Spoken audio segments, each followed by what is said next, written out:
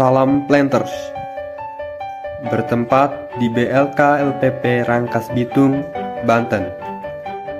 Kami melaksanakan kegiatan praktikum selama 2 minggu. Video project ini merangkum 4 praktikum yang kami laksanakan tersebut. Mulai dari pembibitan, penerapan sistem double stack melalui fase pre-nursery dan main nursery. Kedua, pemeliharaan TBM dan TM, meliputi kegiatan kastrasi, sanitasi, sensus hama dan penyakit, pemupukan, hingga pengendalian gulma. Ketiga, panen dan pengangkutan. Kami mempelajari kriteria matang panen berdasarkan praksi buah, teknik pemotongan tandan, dan pelepah yang tepat, serta manajemen logistik untuk memastikan efisiensi pengangkutan TBS menuju pabrik. Terakhir, peremajaan, teknis replanting, serta pemetaan digital menggunakan aplikasi Avenza Maps. Inilah dokumentasi teknis kegiatan kami. Selamat menyaksikan.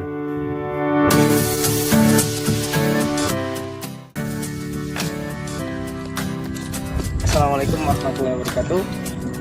Perkenalkan, saya Muhammad Fadli, mahasiswa Politeknik LPP Yogyakarta semester 3.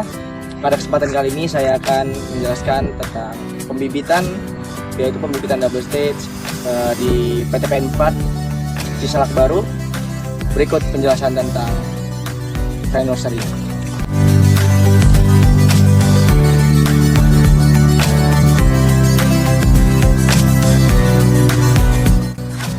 Tahapan pertama adalah manajemen pembibitan.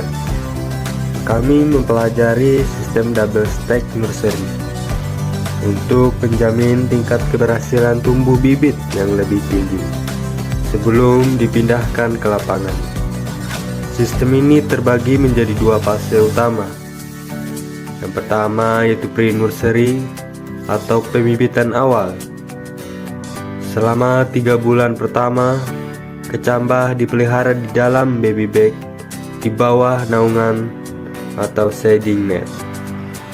Fokus utama adalah pengaturan media tanam, memastikan tekstur tanah yang gembur dan bebas dari kontaminan.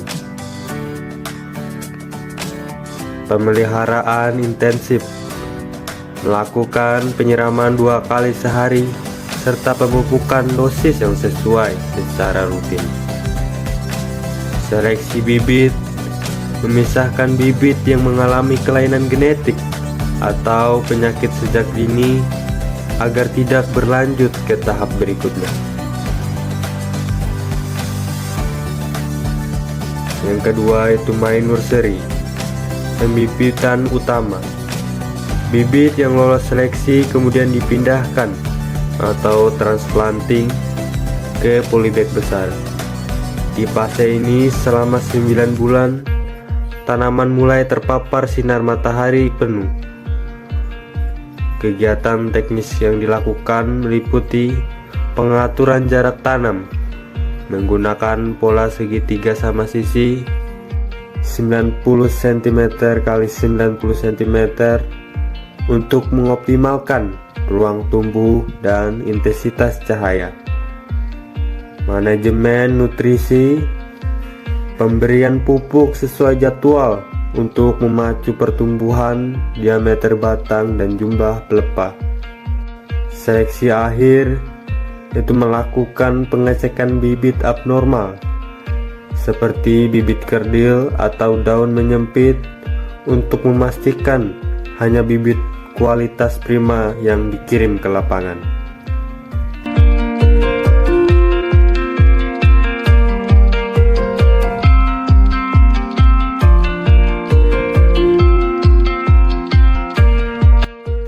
Selanjutnya, pemeliharaan TBM dan TM.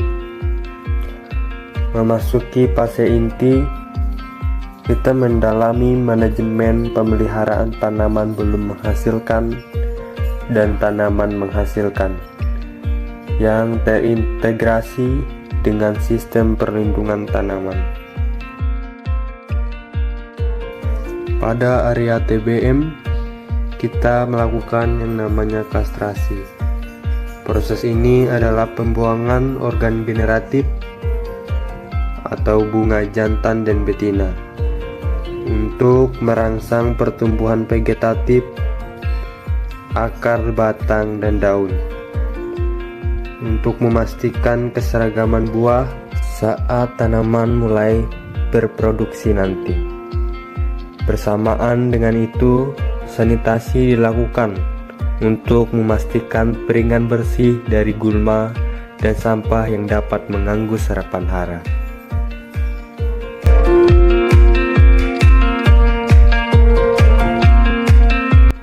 Untuk memastikan kesehatan tanaman, kita melakukan LSU atau pengambilan sampel daun. Daun dianalisis di laboratorium untuk menentukan rekomendasi pupuk yang presisi.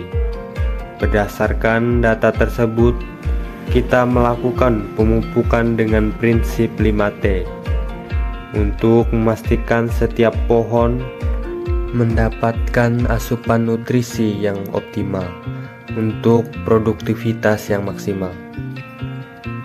Dan kami juga melakukan pemupukan dengan tandan kosong kelapa sawit. Adalah cara efektif memanfaatkan limbah industri menjadi pupuk organik yang kaya hara untuk meningkatkan kesuburan tanah, memperbaiki struktur tanah, dan mengurangi limbah.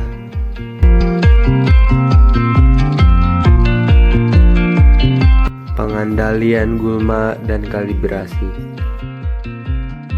Sebelum pengendalian gulma dimulai, kalibrasi semprot adalah hal yang wajib dilakukan sebelum penyemprotan. Kita menghitung kecepatan jalan dan debit air yang keluar dari nozzle agar dosis herbisida tepat dan tidak merusak lingkungan. Hal ini didahului dengan analisa vegetasi gulma untuk mengidentifikasi jenis gulma dominan, apakah masuk kategori lunak atau kayu, sehingga pemilihan herbisida yang lebih efektif. Sistem peringatan dini, EWS, hama dan penyakit. Aspek proteksi diperkuat dengan sensus EWS, Early Warning System. Kami berkeliling melakukan deteksi dini terhadap serangan hama seperti ulat api, ulat kantong, hingga serangan penyakit Ganoderma. Dengan data sensus yang akurat, pengendalian secara biologis maupun kimiawi dapat dilakukan tepat sebelum mencapai ambang kerugian ekonomi.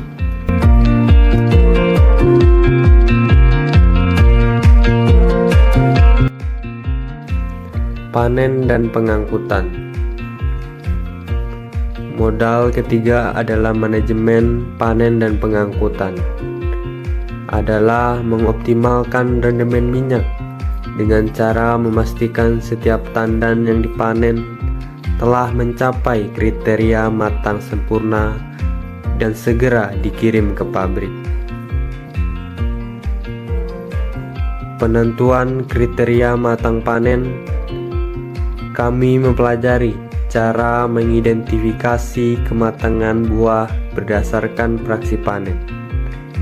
Sesuai standar operasional, kriteria matang panen minimal ditandai dengan lepasnya brondol secara alami di piringan. Hal ini krusial untuk memastikan kadar minyak atau CPO berada pada tingkat maksimal. Teknik panen dan organisasi lapangan. Kami mempraktikkan teknik pemotongan yang presisi menggunakan alat yang sesuai dengan umur tanaman. Dodos untuk tanaman muda, TBM atau TM awal, dan egre untuk tanaman tua. Kami juga mempelajari teknik potong pelepah yang benar, SOP Songgo 2, agar tidak mengganggu fisiologi pohon. Ganggang TBS atau tangkai dipotong membentuk V-cut atau kurang dari 5 cm untuk efisiensi di PKS.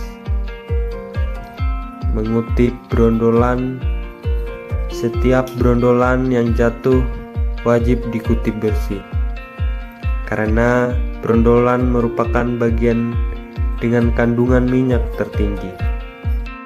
Manajemen TPH dan distribusi hasil.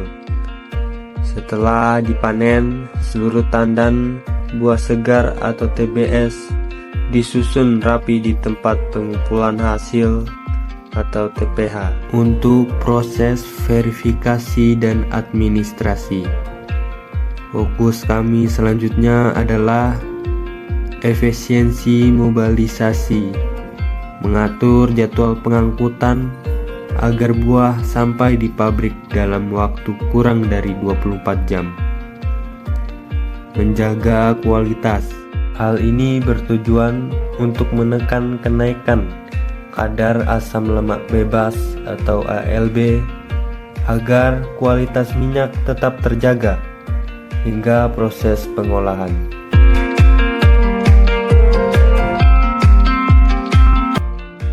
Modul terakhir adalah manajemen permajaan atau replanting.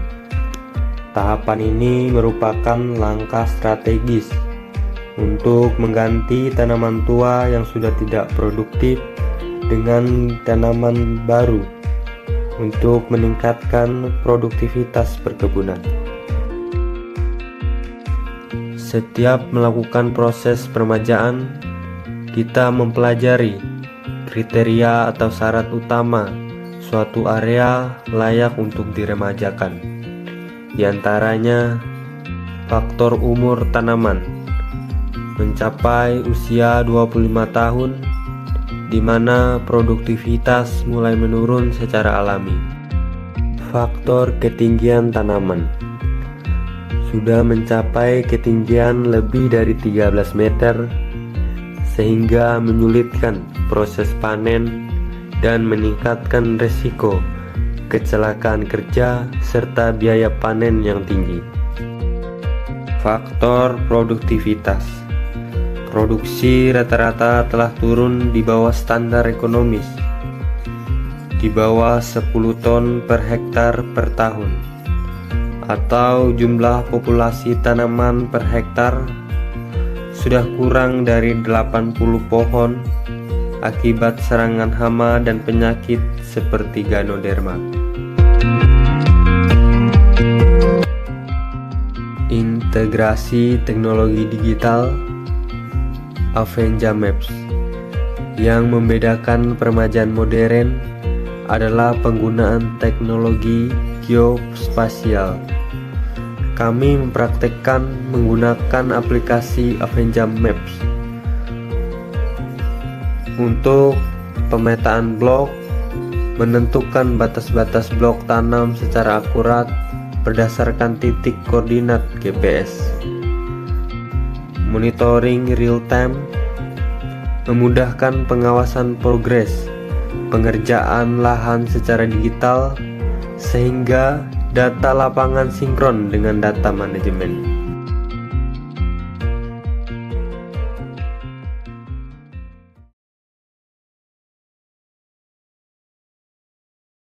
Baik, cukup sekian video dari kami. Maaf jika ada kesalahan dalam mengetik video maupun tutur kata kami dalam mengetik video. Kurang dan lebihnya kami mohon maaf. Wassalamualaikum warahmatullahi wabarakatuh. Politeknik LPP Yogyakarta, profesional berkarakter. Oke.